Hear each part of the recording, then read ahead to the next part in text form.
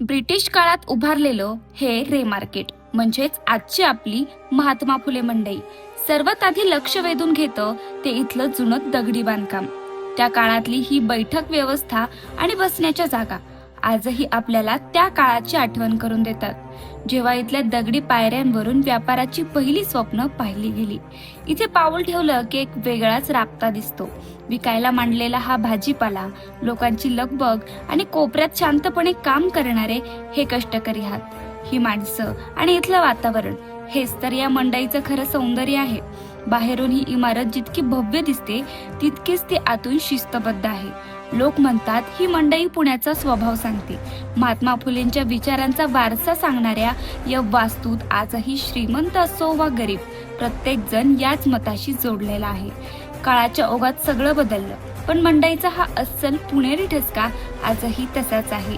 हे केवळ मार्केटच नाही, तर पुण्याच्या गजबजलेल्या आयुष्यातला एक ऐतिहासिक विसावा आहे.